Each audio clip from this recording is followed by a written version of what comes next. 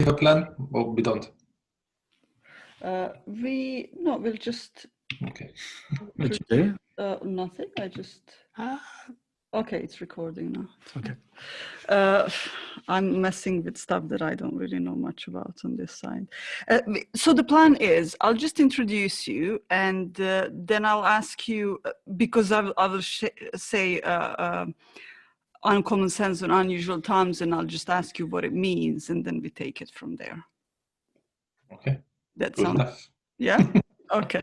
And then, stuff that we mentioned. And I remember the last time we spoke about communication and relationships a bit as well in terms of business. And we talked about human connection, if you remember. You also attended a webinar, one of them. I did. Yeah, unfortunately, I didn't. Did. Sorry about that. Yeah. I'm not doing very well today, am I? Yeah. So far. It was. I think it was. What was really interesting on the webinar is that you really honed onto the fact that it's really great that that we look into employing people and looking into diversity and from different areas, different countries, and different experiences on all of that. But then we try to put them all in the same box. We try to include them by making them all the same. Yeah, as long as they can conform to the norms, they're included. Exactly. So that was that was something that I was like, yeah, I'm really glad somebody is talking about this. Do me a favor. Yeah. Mm-hmm. I will remove my phone. I'm just saying, because sometimes the phones, it always is the same. We don't get any updates, and then as soon as we press record, your phone stops buzzing constantly. You have to remember to switch them off. Okay, so I'll just start, and yes, we do a deeper introduction with your bio in post-production. So we just record in post-production, and then this goes in. So this doesn't have to be too long from our side. Yeah. Cool.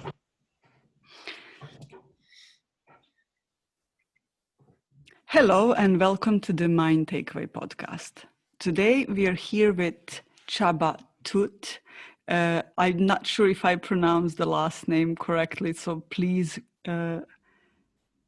correct me. Yeah, is it good? Almost correct. Tóth. So Csaba is a founder of ICQ Global and author of Uncommon Sense in Unusual Times. He also works with leaders a lot, and that's one of the reasons he's here with us today. Welcome. Yeah, welcome. Thank you for having me. So Csaba, what was really interesting when we first heard the title of your book, and it was Uncommon Sense in Unusual Times, and people talk a lot about common sense, and that's in what I see in that is the beliefs, the confirming beliefs and ideas that we already have. So I was really interested in knowing more about what it means. So if you could tell us just briefly about what is the book about? Okay, so when we talk about cultural differences, most people visualize countries and different nationalities, maybe genders or generations. But there is much more to it. Of course, they're important, but there is much more to it. Because when we expect people to have common sense, technically we're asking them to come to the same conclusion as us, even though they have a completely different perspective, psychological needs and values, which is naive at its best, but selfish at its worst. So when we talk about cultural differences, they are clashes of common senses. And if that's how you approach this topic, then you can remove the illusion of separation, the illusion of superiority, and you can replace it with the power of synergy and curiosity. So the book is about this, because there are so many outdated and incomplete ideas in our field that often people dismiss the topic thinking they don't need it if they are not global tycoons or international companies. And that's not exactly true. Because more than 80% of cultural differences exist within countries, not between them. We all belong to 15 or 20 cultural groups at the same time. Country of origin is one of those. It's a tiny, tiny fraction of that. So even when we talk to someone in our own family, what are the chances that the other person belongs to the same 15 or 20 cultural groups? It's next to zero. So every single conversation is a cross-cultural dialogue, but most people don't know about it. So they are not actively looking for the solution that would unlock the potential within and between people. So the book is about building awareness, providing the tools, the strategies, the techniques, and all the resources to make it work. Mm-hmm. It's really interesting, isn't it, that we talk about diversity and inclusion, and then we do all the good things with all the great intentions, and then because our own discomfort or our own ideas, we try to make people the same. As you said earlier, we just had a short conversation before we started recording. We tend or we feel more comfortable when people are conforming to the norms that are already there. And that's not the real thing, is it? I mean, this is part of it. It's called homophilic diversity, that we like and trust people who are like us inside, not on the outside. So often companies have the best intention and they use their own common sense when they talk about diversity. They want to increase it. But if you look at the research where they compare 17 different cultural groups in terms of practicality and range of differences, then the bottom three were country of origin, gender, and generation. And these are the ones that most companies focus on. And I'm not saying that the visible layer of diversity is not important. Of course it is, especially when we talk about, equal opportunities. Of course it's important. But if you look at performance, then there is only one layer of diversity that has proven benefit, and that is cognitive diversity. So I can show you case studies where it was a really colorful team, 10 people from 8 different countries and 3 continents. On the surface, really diverse. It looks good on the website. Deep inside, the cognitive diversity index was 22%. They were pretty much identical inside. But it also makes sense. Why would you employ somebody who annoys you? It doesn't make sense. You have enough hassle in your life. So we're going to hire somebody, at least most people, who we can like and trust. And we often don't know that, oh yeah, you remind me of myself. And that's one of those reasons, because you said it's comfortable. Yeah, it's interesting. Sorry, Peter, just remember that one. Yeah, just a few days ago, I spoke to somebody and we were talking about, working with clients and, you being comfortable with the people that you work with in order to give them best results. And we came to, and I said, if I take the client to work on a really long period of time, so for example, 6 months and a year, I need to like that person. And then we actually came to a conclusion. I don't need to like everything that they do.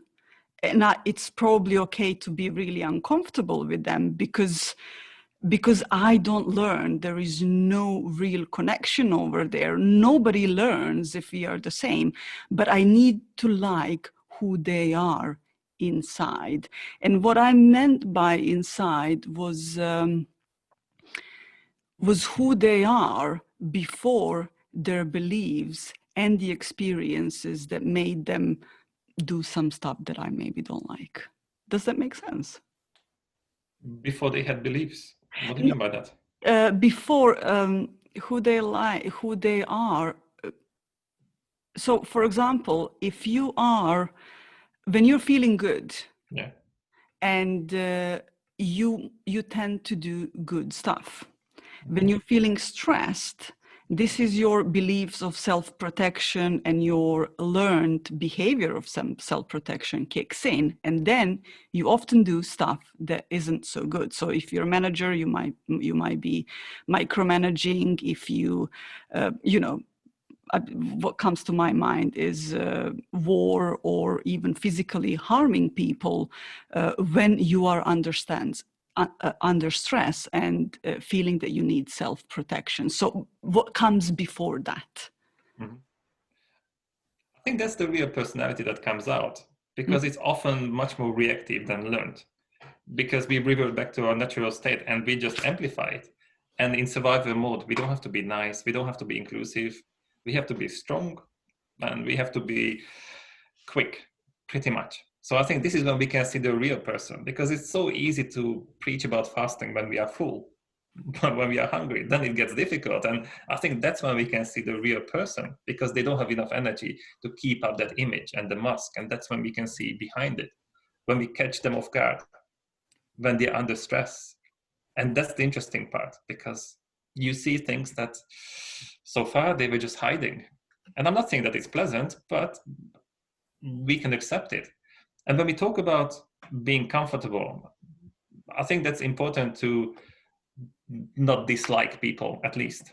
That's definitely important. But when we are too comfortable, that's not good either. So I would rather focus on psychological safety. Mm-hmm. That's and even according to Google, that's the #1 trait of high-performing teams. So I'm not scared of making a mistake. I'm not scared of you mocking me if something happens. But it doesn't necessarily mean that I'm comfortable. If you think about the flow state, for example, that's 50% challenge and 50% support. So if we are too comfortable, we're not going to be in the flow state. We need that pressure. Evolution happens under stress. And I think the current climate is an ideal environment for that now, in that way. Yeah. I mean, to create psychological safety and truly have a high-performing team, as you've uncovered, it's a great spot. And I love where you're going with the book and what, the work that you do, because you have to have those real situations come up. And that's when you get to know people. Yeah. But as a good leader or anyone that's got a duty of care over a set of individuals and you want to get the best results out of them, you also have to shepherd meaningful conversations to resolve that uncomfortable feeling, right? Yeah. So you have to create the right conditions for people to come in and feel safe and therefore give and be happy. And because, we can't as leaders make people happy or motivate them, even though that's contrary to popular belief.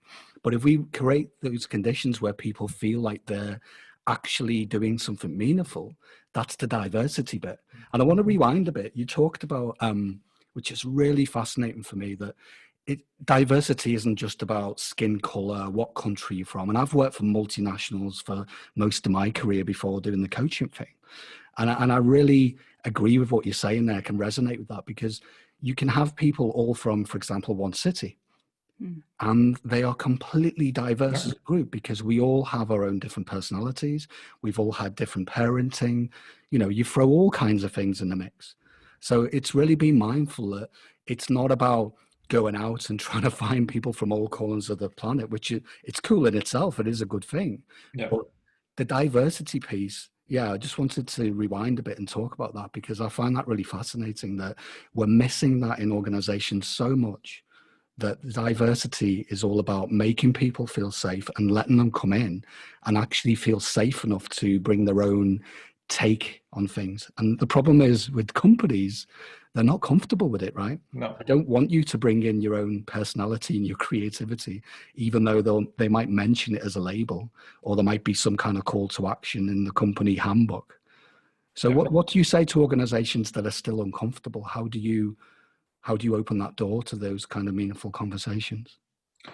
I think discomfort and fear comes from the lack of understanding, because when people react differently to what we expect, then we become suspicious. And that's the opposite of trust, which is definitely not good for the business. So if you look at the definition of uncommon mindset, then that is the ability to see the same situation from different perspectives, so we can make a better decision, and then we can choose to respond instead of just reacting.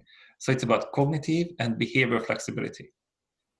But that's not based on good intention and common sense. That's the whole point. But the more I understand myself and the more I understand other people, the more trust we can enable, the more synergy we can create, the less conflict we have. But here's the problem. We talk about cognitive diversity and psychological safety. Both of them look like a fluffy topic, and it's not tangible. So it's really hard to visualize and measure them. And for example, this is exactly what we do. We can display it, we can put it on paper, we can print it out, and we can make this topic as tangible and objective as possible. Because it's all about the understanding. It's about breaking down the barriers within and between people. And like you said, the most important part is to facilitate the conversation. But how do you talk about something that you don't know about? 95% of our actions are driven by those values and beliefs we are not even aware of. And that's why, for example, Global Disc is the blueprint of why people think and behave differently. Because if you look at the blueprint of a house, you can see the structure, you can find everything. You don't see the color of the wall, you don't see the decoration, but more or less you understand it. So this one doesn't take away the uniqueness of people, but it helps a lot. Because once you give people the blueprint and they understand why they do what they do, then they're not going to change those psychological needs and values. They're pretty stable. But if they know what they have and what they need, then they can identify the behavior that they use to reflect those values and meet those needs. And if those behaviors or beliefs are not empowering, then they can change them. But otherwise, they cannot. It's really difficult to change behavior without understanding and updating the identity. It's pretty much like shouting at the screen to change the channel. Yeah, we can try it, but it's not going to happen. Yeah, there was I was trying to find the name of the psychiatrist or psychologist that was. I think he was living or a little bit before the time of Sigmund Freud, but for whatever reason he didn't become famous. He was talking of behavioral psychotherapy is actually being quite wrong and not really helping people, because trying to change the behavior without actually understanding why, because every behavior is purposeful. And just, when you spoke about, when people are under stress, they behave in a certain way because that behavior has or have had the purpose for them in the past, and it was some kind of protection, and they will not stop doing it until they see that they don't need it anymore. Or they have a better option. I mean, these are pretty much the saboteurs, and that's why we focus on that as well. Because when we talk about leadership, then there's so many clients who get passionate about learning techniques, how to manage other people. Say, no. Day one is about you, because I promise you don't know a lot, but it's not even your fault. So let's try to manage the voices and those saboteurs in our head, and then we can lead other people on the outside, not the other way around. Yeah. And like we discussed in the beginning, being vulnerable, facing your own demons, that's uncomfortable. Nobody likes that. It's so much easier to focus on other people, criticizing them, because I've got common sense, you don't, so you have to learn. Yeah, that's a really good reminder that actually for leadership, it's about really getting uncomfortable for yourself and going on that self-exploration, and what you talked about before, getting curious. Because I've seen this many times. We can all read books, we can absorb so many techniques, and this stuff is useful and it's really exciting to learn it. But as we agree, what's not so exciting and what's really uncomfortable is exploring your own faults and your own demons and your own unconscious decisions that you throw into the mix that can actually cause a lot of damage. And then when you see it, it takes a lot of courage, right? To go, actually, I need to stop that. And then sorry, go on. Yeah. No. I was just saying that not only do you need to be aware, that awareness is one step, but the second step to that as well is to actually take meaningful action and stop it from happening. Although, let's be honest, you can't stop it completely happening 100%. No. But it's that awareness that will save you from putting your foot in it, right? Yeah. But people don't do anything until it hurts enough. That's just human nature. So this is something called, at least I call it, the intellectual hamster syndrome. That when you watch a hamster eating, then just put the food, and the cheek looks like this. They never swallow, and this is what most people do. That they just one more course, one more book, because you cannot fail at gathering information. It gives you the kind of dopamine hit that I'm making progress. Yeah, but you cannot fail. But when you have to apply those principles, when you have to practice, then it's pretty much guaranteed that it's going to be uncomfortable. It's pretty much guaranteed that you're gonna feel awkward. That's why just, one more course, just one more book. I'm going to be so ready after that. Well, that's an intellectual hamster. And because personal development doesn't feel good. It's like slap in the face, but it's fulfilling. And sustainable. It's a beautiful metaphor. I'm really glad you mentioned it. Yeah, it's just so visual. And this is and this, I think I've recently spoke about it as well. It was about, we think that giving, and this is what most management and leadership development programs in companies look like. It's changing, but let's give them some more techniques to how to manage people. And then we just go into more and more managing and micromanaging and everything, if we don't reflect back and look at ourselves first as leaders, yeah, we're not going to get very far. Yeah. No, but there's a challenge there. The challenge is that if something is too complicated, people are not going to use it. It doesn't matter how good it is. So, you know, to me, it's not about the tools. It's about creating the right mindset. Because if we don't do that, nothing is going to happen. It doesn't matter how good the tool is. They have to understand what is the benefit of doing this and using it, and what is the cost of ignoring it, because often they have no idea. It's pretty much like that, you know, the Febreze case study. You know, when they discovered that it can neutralize the odor, and it was amazing. And then they said, okay, who's the target market? People with dogs. So they went to houses with dogs, and, you know, it was not smelling nice. So they asked the owner, wow, look what we have. Do you need it? And they said, oh, really, no. So what do you mean no? And, you know, it was really uncomfortable.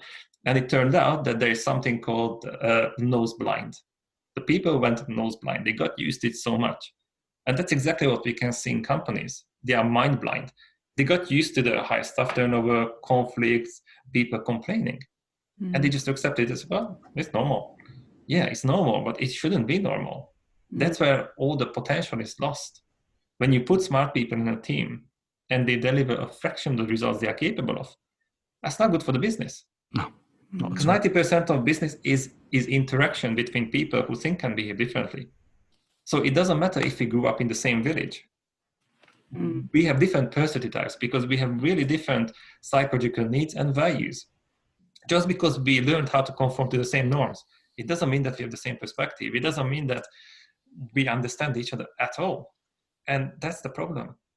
And this is the missing link, that if we have more than one person in a team, it's multicultural already, even if it's not international. And that's the key. Yeah, sorry, go on. No, it's just really seeing that and nurturing it, isn't it? Yeah, and it's that awareness and then taking action. I want to go back to the mindset because it is vital. But what I've seen in many organizations is people are trying to be forced themselves, or the organization tries to get their leaders into the right mindset. But the missing link on top of mindset is the right state of mind and clarity of mind.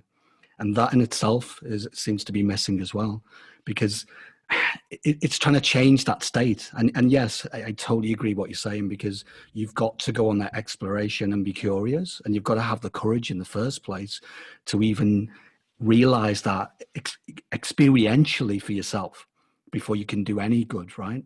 And that's the first step. But even when you're in that mindset, to be able to keep that going and make it lasting, and to have, I don't want to use the word sustainable because I don't really like that word, but to regenerate and to do something different. Because let's be honest, when you talk about sustainability in companies, I'm like, oh, I get uncomfortable. It's like, what, you want to sustain the crap culture that you have? Not being horrible, but surely you want to regenerate the culture and make it better, so more inclusive, more, you know, make it more of a place where people can come in and do the best work. And that's all it's missing, right? Yeah. But it's a big chunk of the piece of the jigsaw, really. Yes, I fully agree with you, because I don't know where I read it, that most people don't need therapy, they need clarity. And that's very important. So for example, with the clients who are really passionate about sustainability, but then you go to the office, you see plastic everywhere. So what do you mean by sustainability exactly? Because we have a big mission statement, but people have a different idea in their head. So that's confusing if it's not concrete enough. And that's, to me, that's the difficulty. How can you make it more tangible and concrete? For example, the Inc. magazine had a really interesting research. They asked the employees about the top 3 priorities of the company. So it wasn't anything abstract, just what top 3 priorities. And they expected 64% of the people to know that. The actual number was 2%. 2% of the employees knew the top 3 priorities. Can you imagine how much potential is lost there? It's almost like a firework, you know, so much energy, but all over the place. And maybe they have the best intention. But imagine if they had that clarity that you talk about, then just one idea could change everything. So if they don't have that clarity, how can they tap into that wealth of expertise and creativity and knowledge? It's a waste of potential. Yeah, and I totally agree. I see that in many organizations, and even the top ones. It's just that they have, as far as they're concerned, top down, a clear way forward. But if you were to take any cross section, any function, any department, it's very low in terms of what they see. Yeah, there's a reality behind that, right? They don't connect the dots at all. Yeah. So what if we had some multinational listening to this, and there's some decision makers, what could they do something tangible if they've just had that faceplant moment and gone, wow, it's innocent. We really want to, do the right thing. But now we've heard from this survey that it's such a low percentage in terms of people being on the same page. What can we do? What's the first step? What's that tangible action that we can take forward now to change that? Well, I think first we have to face reality. And this is a research, but they can ask their managers, they can ask the employees just to check it. And it's very likely that they're going to have a very similar result. Mm-hmm. And I've done this with a German company, for example. The CEO was part of the training. It was 20-something people. And we were talking about the mission statement and the values. And I just copy-pasted it from their website. And before I revealed it, I just asked them about it. And there was only one person who knew that. And that was the CEO. And how he was so uncomfortable, but it was an enlightening moment. And it wasn't about criticizing them. It was just about making it clear that he's got amazing potential and incredible people there. But if they don't know what is the big picture, how can they contribute to it? Because maybe they have the best intention, they work hard, but slowly they are growing apart. They don't know, like you said, they don't connect the dots. They know that they have to make more money next month. They know that they have to spend less. But what happens after that? And when we talk about clarity, then it's not about a mission statement. Because in the previous example, sustainability, yes, but what does it mean? Describe the behavior. Exactly. Does it mean that I don't use plastic? Does it mean that I look after people? So the staff turnover is lower because that's sustainable? What is it exactly? So I would focus on that, because maybe it's going to be time consuming, but in the long run, they can save a lot of time and hassle and money at the same time. Because often we are on the same page, yes, but we are reading different books. So, that's the biggest challenge. Yeah. I think that's vital for people to hear that. So what are you saying then, or what I'm hearing, and correct me if I'm wrong, it sounds like we need to put the brakes on and rewind a bit and say to everyone in the company, look, we want to involve you, and we need to be clear on which way we're going, and we need to follow the same direction. So we need your input. Yeah, it takes a lot of courage to do that, and time, and it can be messy, right? Because it's oh my God, it's another project. But it sounds like it's a vital piece that's missing in many companies, because if it's created by someone, doesn't matter how clear it is, right? No. What you're saying is that you just can't not only connect the dots, but you don't connect at a human level to that call to action, right? Yeah, because when people have ideas and they can, often they don't want to be right, but at least they want to be heard. And that's really important, because if you're able to do that, then the engagement goes up. And that's really important, because you get the buy-in. And it's not easy, because often the companies advertise themselves as, we look after people, we value them, we value innovation. And then you make a mistake because you try something and it slaps you in the face. So, the projected values are not aligned with the actual norms. And this is when people are in survival mode. I do the bare minimum. I'm not going to risk anything. You can't do anything to me. If I do something, I just document it just in case.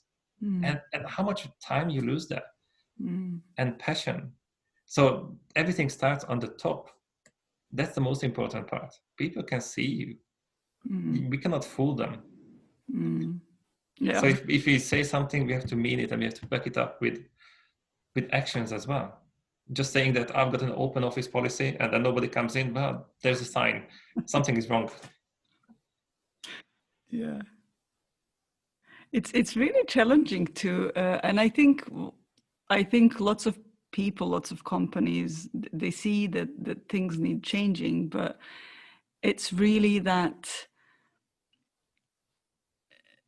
decision to actually change something. And as you said, I think you said it on the very beginning, is that people don't go to change something until they really have to.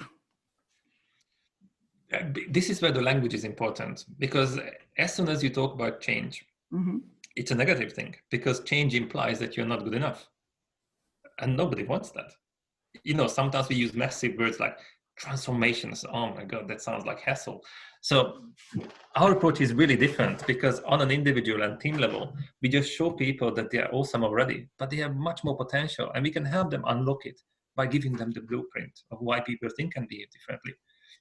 So you don't have to change.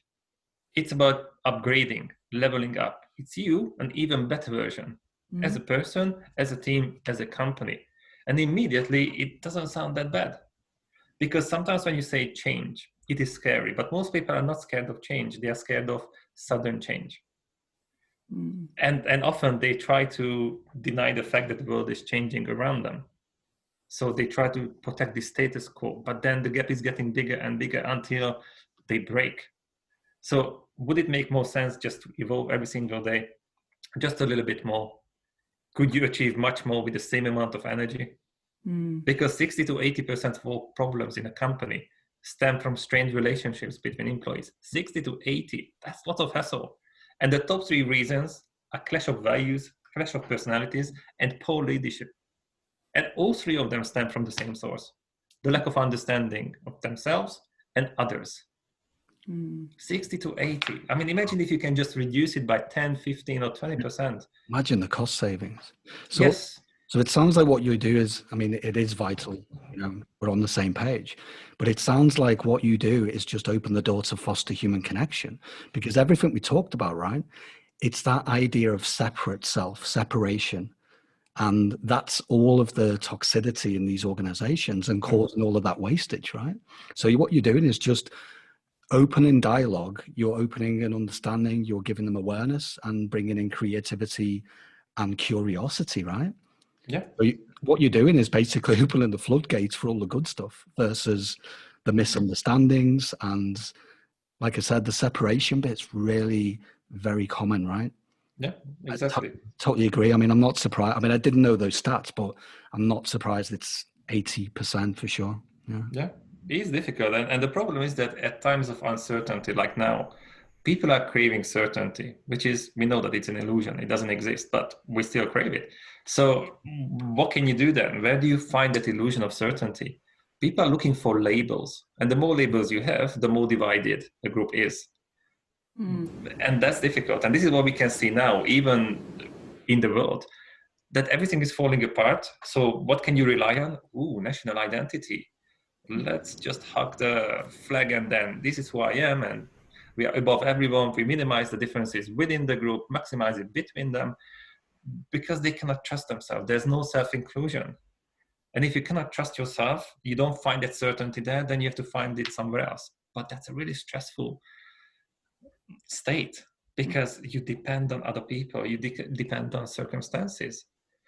So when we talk about this kind of safety, then it's about making it practical. Because if it sounds too complicated, then people freak out and they think, we don't need that, I don't want that. But once you realize that the biggest distance between 2 people is misunderstanding, so there's no actual real problem. And they, every time I ask people, I said, have you ever felt that you were talking to someone and they just had no common sense at all? They didn't get you? Yeah, every day. So have you ever thought about the fact that they felt the same way about you, but for a different reason? No. So why not? I mean, that's the whole point. That's why cultural differences are clashes of common senses. So when we talk about diversity, it has the greatest potential for success or disaster. It depends on how much you understand yourself and others. That's very important. Because when we have a disagreement, it can be productive. That's great. Tell me, why do you think that you're right? Because I'm sure you think you're right. So what can you see that I cannot? What do you know that I don't? Then we can talk, and diversity can lead to innovation. But if the trust and safety is missing, then it's obvious that if I'm right, then you must be wrong. There's no other way. Plus, I have to save face, I have to save my ego and my position, so I'm going to destroy you. I prove that I'm right, and you're not. And that's a problem. And this is what happens most of the time. So before aiming for diversity, I always say, no, aim for inclusion. Psychological safety and diversity is going to increase as well. Don't do it the other way around. I think that's really trouble. Yeah, to hear that diversity is the sum total of those actions in the first place, right? And as you say, diversity equals all of the good stuff: innovation, creativity, productivity, results. Because how can anyone really do the best work if they're not, as you say, feeling like they're actually doing anything meaningful or even feel safe to come into work? And yeah, I find it such a shame that, you know, when you survey employees, they're like, yeah, I really don't want to be here, but I don't know, I haven't got any other option. It just makes me really sad, because it's quite a simple thing in terms of financial investment to resolve, right? And look at how much companies, dare I say, waste on other projects. You know, even the whole, you know, the leadership training that they always, or the development. Yeah, if they just stopped and put the brakes on and concentrate on that bit, and also probably bolster everyone's listening skills. Yeah. To be open to dialogue, to get as comfortable as they can, and just keep creating these open forums where people can throw the hat in the ring, and then people just get really comfortable with being uncomfortable, right? Yeah. And then, but you know, saying that you should be comfortable with being uncomfortable is like saying that go against nature, because you know our brain was designed to keep us safe, to keep us in the comfort zone. So it's not natural at all. But once we understand that that's real safety, the more we know, the more skills we have, the more we are, the more safety and more certainty we have, then it makes more sense. But it doesn't feel right. Yeah, as if what comes to my mind is Nicholas Taleb in his idea of anti-fragile. The more you learn, the more you test, the more you understand that you're actually safe, the less fragile you are. And you know, to people listening, that, I mean, you touched on it before, you hit the nail on the head, really, that we never really know what's around the corner. You know, we live in unknown times. It's our default state as a species, but guess what? We've survived so far. So what's all that about? You know, the fact that we're still here having this conversation, you know, as much as, you know, that we've caused a lot of problems, we have evolved to be able to deal with this, but we just need to put the brakes on with all those advancements and start to learn what really has an impact, as you say, and just look at all of these things that we need to bring into organizations first before we run off and try and do all of the other things. Because you can't do them without the other, right? It's like building a house with no foundation. Exactly, yeah. Or maybe that's the missing part now, because if you think about the last 20, 30, 40 years, it was much easier than the previous 50 years. So, you know, we are not used to difficulties. We complain about things that there were nothing, you know, for our grandparents. And, you know, even if you just talk about wearing a mask or we don't, social distancing or not, and they just can't understand that, you know, we had Second World War. We had to go through hell. And you guys complain about these things. It's unbelievable that sometimes we focus on happiness and being comfortable so much that we become weaker. Because I think this is just like an urban legend that we can be in a plateau. No, you cannot. It's the compound effect. You go down or up. And often we cannot even see it, but there's no plateau. It doesn't exist. If you're in the comfort zone, we are not using the skills, then we are losing them. Neuroscience proved it already. If you're not using something, it disappears. Yeah. Muscle, the brain. Yeah. I mean, I really rarely speak my own language now. And when I do, the language, my mother tongue, I can't remember words. Yeah, I have the same problem. It doesn't sound classy at all.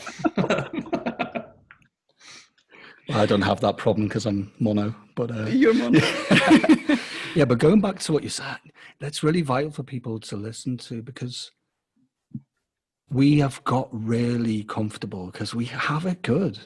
I know that we all still have challenges, and, you know, you could argue one person to the next, someone, you know, if you compare, that's the problem as well. Even comparing you to someone else, there's no like for like.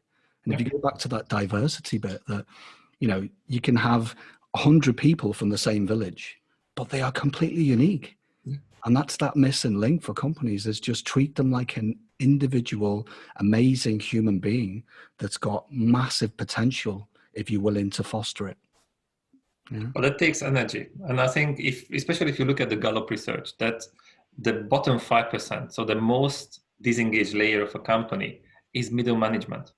I mean, they're the ones who lead 70% of the workforce. And again, this is not criticism. because often that's the bottleneck of the company. Because sometimes the best employees are promoted to be a manager, a leader, which is a completely different job. It's really stressful. Just like a filter, filtering the information and the hassle up and down. And what happens when the filter is clogged? Well, there's a problem. If you piss off your employees, they're not going to treat your customers right. And they need people skills the most. But they don't necessarily get the support because most of the training is for senior leadership. So by the time they're senior leaders, they have a massive baggage. Instead of starting, in the middle management and giving them the tools to succeed. And that's important there. No, I totally agree that investment should be, I'd even hazard a guess, even before they even get into an initial middle management role, I would even give that to all employees. When I think back of all of the kind of training I had in organizations, it was actually too late for individuals in my team. I mean, I was always doing stuff outside of work and not asking permission, but that was just me. But a lot of my colleagues had never really stopped to reflect about this stuff. But as we've just said, it was too late because they were already innocently bringing in their unconscious biases to everything they were doing. And they hadn't even stopped to even reflect because they were so stressed, so busy, as you say, trying to fight fires, trying to shepherd all of that misinformation and trying to do a meaningful job and trying to keep the wheels from falling off when they'd already fell off, kind of thing.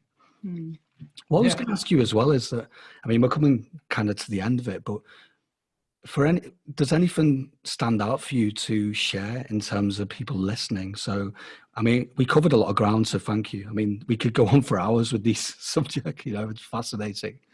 But for anyone listening and, maybe a little bit lost at sea right now, a little bit stressed working in an organization, they could be a middle manager or even a CEO for that matter. If they're listening to this and it's sort of started to strike a chord or resonate a bit, is there any other parting wisdom you would say to these people? Wisdom is a big word, so I'm not sure I've got wisdom, but I've got ideas and thoughts, definitely. Like one of the most important question is that, do you want to be right or you want the results? And that's just an interesting question immediately. Because if I look at people, then most of the opportunities, time and energy are lost for two reasons. One is friction with people who think and behave differently, and the other one is friction with ourselves, self-sabotage. So focusing on the root cause of these problems could save us so much hassle. And that's just about understanding why people think and behave differently. So it's not about changing. There's nothing wrong with us at all. But the right question is, can we be even better? Is there an even better way of doing things? So if that's how you phrase it, when you have a conflict, when you want to do something, then it becomes a much more friendly approach. Because it's not a binary option, yes or no, right or wrong. But is there an even better way of doing things? And that goes back to self-inclusion that we discussed in the very beginning. That if you're not comfortable with yourself, you don't trust yourself, you don't know who you are, you don't know what you stand for, then probably you have to bully a lot of people to feel important. Maybe you have to hide to feel safe. But if you get that right, then the stress level goes down. Stress is not an illness. It's just when people react differently to what we expect, we are not getting the results. When the outside picture doesn't match what we have inside, then we get stressed. When we feel that we don't have enough resources to cope with the situation. So most people try to focus on the external world instead of focusing on the only three things that they can actually control: what they pay attention to, what meaning they attach to it, and what action they take. Not the outside world, inside. So our training is about this. That's why the mindset is so important. Get to know yourself. And I think the current situation highlighted this problem, because how many people had to work at home, spending so much time alone or with their families, and it turned out they don't like themselves, they don't like their families that much. And it's so easy to be distracted at work, talking to the colleagues, complaining about the boss, the clients. But when you have to manage yourself, wow, that's a challenge. Motivate yourself, hold yourself accountable. Sort out the issues in your family. How many people want to inspire millions and change the world while remaining the same? That's difficult. It's not going to happen. I mean, we have a lot to do around us. We are the best case studies. And to me, that's the most important part. Just be an example and lead by example. Because if we just go around and say, you should do this, this, this, then people think, no, thank you. But if they see that you're happy, you're confident, you're not stressing. And they ask you, so how did you do that? What's your secret? Then they listen. And I think that's the way forward. We are the best case studies. So let's focus on that. Perfect. Yeah. Amazing. Thank you very much for this. Because I think you've said it all. I don't need to say anything else. No, but it's a lot to reflect on, and I hope people find this useful, because that's the starting point. You have to go there yourself, and you have to, that can only be the first step. And as we've talked about, it's the foundational piece to the jigsaw before you go off and try and change the world. And we all, I mean, I've done it innocently when we were younger. You do it and you learn. But it's interesting how many people don't stop to breathe air and reflect and still keep doing the hamster wheel thing. Can I ask you, so if people are really excited about what they've heard and, like I say, it resonates with them, where would be the best place to reach out to you and see, you know, the wonderful work that you're doing? I think the best option is LinkedIn. I'm always happy to connect with everyone who is interested in this topic. And the other thing is probably the book, The Uncommon Sense in Unusual Times, because it's not just a book. And I'm not just preaching about this topic, but I really want to invest in people and relationships. So the book comes with around £500 worth of resources. It comes with the assessment and interactive coaching platform. They can become part of a community. They get a certificate at the end. It is a transformation. I mean, yes, we talked about transformation, that's a big word, but in a good way, because just information is not going to lead to transformation. But when you get to know yourself, you challenge yourself step by step. And then also you can share your concerns and ideas and questions with people who are on the same path. That's a very different level. Otherwise, we just revert back to our natural habits and environment, and nothing is going to change. We just say, yeah, that was such a good book. So what are you using now? Nothing. What changed? Nothing. So it's not a good book then. You know, you can read a comic book. We have to facilitate that learning, and we have to facilitate the conversation. And that's the most important part. So when you learn the vocabulary, you learn about the blueprint, then you can talk about the root cause of the problem instead of just complaining about the symptoms. So you can actually change the channel instead of shouting at the screen. And that's the main goal. Yeah, I love that. Change the channel. Yeah. We'll put the link for the book, obviously. And thank you very much. This has been a really wonderful conversation, and I hope people really enjoy it. So, yeah. Thank you so much. Thanks.